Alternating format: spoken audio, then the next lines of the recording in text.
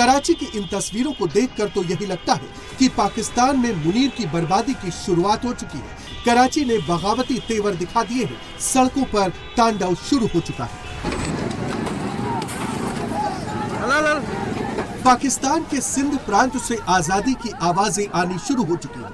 पाकिस्तान की बर्बादी को देखकर अब सिंधियों को वहां की सरकार से भरोसा उठ चुका है। प्रदर्शन के दौरान सिंधियों के सामने जो आया उसे तोड़ डाला। जहां मुनीर की सेना दिखी उससे भिड़ गई।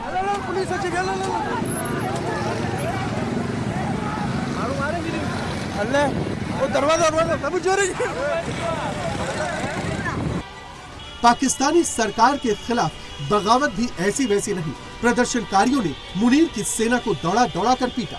सुरक्षाकर्मी अपनी जान बचाकर भागते नजर आए।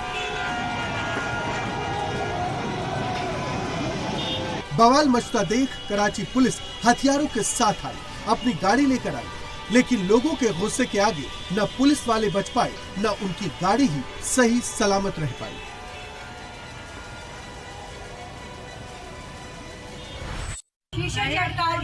इसकी वीडियो बनाओ। ये देखो इसकी वीडियो बनाओ। ये देखो ये देखो ये निकल ले शीशा टूट के आ जाएगा।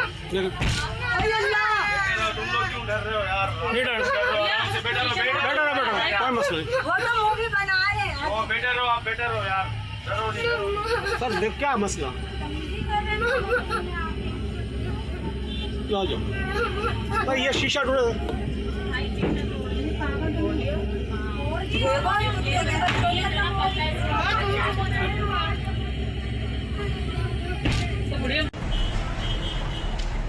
मुनीर को लगा कि वो इस आवाज को दबा देगा, लेकिन हुआ ठीक उल्टा। कराची पुलिस अपनी जान बचाकर भागी और सिंध के प्रदर्शनकारियों ने इसके बाद मुनीर की फोर्स की गाड़ियों की क्या दुर्दशा की, ये आपके टीवी स्क्रीन पर। दरअसल पाकिस्तान में जो हालात हैं उससे वहां के लोग तंग आ चुके हैं। दिनों दिन पाकिस्तान की स्थिति बद से बदतर होती जा रही है।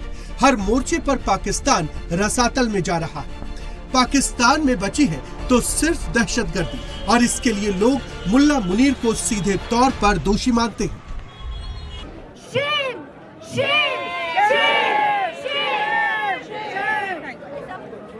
ये जो दहशतगर्दी है इसके पीछे वर्दी है। ये जो दहशतगर्दी है इसके पीछे वर्दी है। ये जो दहशतगर्दी है इसके पीछे वर्दी है। ये जो गुंडागर्दी है इसके पीछे वर्दी है। ये जो गुंडागर्दी है इसके पीछे वर्दी है।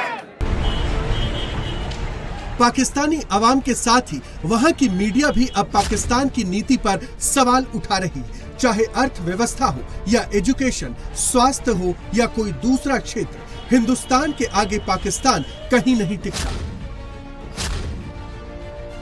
हम जो है सिर्फ एक मैदान हमने क्यों चुना है, डिफेंस का मैदान, तो और जो मैदान है वो हमारी नजर में क्यों नहीं आते। मसलन हमारी अप्रोच ये होती है जी कि अगर इंडिया के पास 100 एयरक्राफ्ट हैं, फाइटर जेट्स हैं, तो हमारे पास 50 तो होने ही चाहिए। अगर उनकी फौज जो है 7 लाख है तो हमारी उनकी फौज अगर 14 लाख है तो हमारी 7 लाख तो होनी ही चाहिए। तो ये जो कंपैरिजन्स हैं ये जो हैं हमें बहुत दूर तक नहीं लेके जाएंगे। हमें दूसरे मैदानों में भी देखना चाहिए। तालीम की आपने जैसे बात की कि जिस मुल्क के 27 मिलियन बच्चे स्कूलों से बाहर हों उसका क्या फ्यूचर होगा, जिसके 40% बच्चे जो है स्टंटेड ग्रोथ का शिकार होंगे, उसका कैसे ब्राइट हो सकता है फ्यूचर। 47 में इंडिया में लिटरेसी रेट जो था 12% था। विकिपीडिया पे जाके आप देख लीजिए, तो आज वो 80% के करीब है। अभी जब सेंसस होगा तो हो सकता है 80 से भी कुछ ऊपर ही हो। हमारे यहाँ जो है लिटरेसी रेट जो है 60-62 से ऊपर जाने का नाम नहीं ले रहा, और बीच में कुछ अरसा ऐसा भी आया वो नीचे चला गया था, 58 पे चला गया था। मुनीर जानता है कि पाकिस्तान के भीतर उठ रही ऐसी हर आवाज उसकी मुसीबत बढ़ाएगी, पाकिस्तान में मुनीर का तख्त हिलाएगी। और इसी डर से मुनीर ने उनकी आवाज तो दबाने का ऑर्डर दे दिया। शांतिपूर्ण अपने हकों की आवाज उठाने वाले सिंधियों पर टॉर्चर शुरू कर दिया। मुनीर के ऑर्डर पर कराची पुलिस ने सिंध के लोगों पर अंधाधुंध फायरिंग कर दी, टीयर गैस की शेलिंग शुरू कर दी। अस्सलाम वालेकुम नाज़रीन, ये कराची का सबसे बड़ी शारा फैसल इसे कहा जाता है और ये कल्चर डे मनाया जा रहा है। ये देखें, ये सड़क पूरी बंद है और शदीद हुल्लड़बाजी है, ये आप देख सकते हैं। ये इन्होंने बिल्कुल बदमाशी का मुजाहरा करते हुए रोका हुआ है सब कुछ। ये देखें, वो देखें, लड़ाई अभी भी जारी है, मैं आपको दिखाता हूँ। ये देखें, ये आज कराची वालों को इतवार का तोहफा दिया गया है। पुलिस नाम की चीज़ ही नहीं है यहाँ पे। ये कौन लोग हैं, इनका एजेंडा क्या है? एम्बुलेंसेस फंसी हुई हैं, नहीं जाने दे रहे भाई। वो कह रहे हैं जो मर्जी, वो मरता है मर जाए, सानू की वो वाला हिसाब है। तो क्या कहा जाए यार, ये इस मुल्क किस तरफ जा रहा है कोई पूछने वाला नहीं है। ये देखें ना, लोग जो बेचारे बाइक्स वाले फंसे हुए हैं, ये देखें फुटपाथ पे चढ़ा के फैमिली साथ हैं यार। लेकिन यार ये क्या है यार, बाकायदा थप्पड़ मारे गए हैं, लोगों के शीशे मेरे सामने तोड़े गए हैं, गाड़ियों के ईंट मार दी, आई रूफ के विंड स्क्रीन तोड़ दी। वो बेचारा रो रहा था बेबस होके। क्या यार, तो भाई ऐसे ही चल रहा है ये मुल्क हमारा। कि यहाँ पर जनाब, यहाँ पर ये सिंध के कारकुनान मुश्तहिल हो चुके हैं और यहाँ पे उनको रोका गया है। उन्होंने शायद एक पुलिस वाले को पकड़ा है और उसको ज़दोकोब कर रहे हैं। ये बहुत लंबी लंबी कतारें लग चुकी हैं सामने वाले रोड पे, जो एयरपोर्ट से नर्सरी की तरफ और सदर की तरफ आ रहा है। ये एयरपोर्ट जाने वाला रोड है, बिल्कुल आपको खाली नज़र आ रहा है, लेकिन दूसरी तरफ आप देखें दूर दूर तक जो है वो गाड़ियों की कतारें हैं। मुनीर की फोर्स सिर्फ शेलिंग पर ही नहीं रुकी, वो आजादी की डिमांड करने वाले सिंधियों को पकड़ पकड़ कर लॉकअप में डालने लगे। जेल के भीतर 3rd डिग्री टॉर्चर दिया गया। सिंध में फैली ये आग अब बहुत तेजी से पाकिस्तान के कोने कोने में फैल चुकी है। पाकिस्तान इस समय बगावत की आग में झुलस रहा है और मुनीर के मुल्क पर एक बार फिर कई टुकड़ों में बंटने का खतरा मंडराने लगा है। और जब से भारत के रक्षा मंत्री राजनाथ सिंह ने कहा है कि भविष्य में सिंध फिर से भारत में वापस आ सकता है, तब से पाकिस्तान में हड़कंप मचा हुआ है। मेरे बहनों भाइयों, यह भारत का हिस्सा भले ही न हो, लेकिन सभ्यतागत रूप से सिंध हमेशा भारत का हिस्सा रहेगा।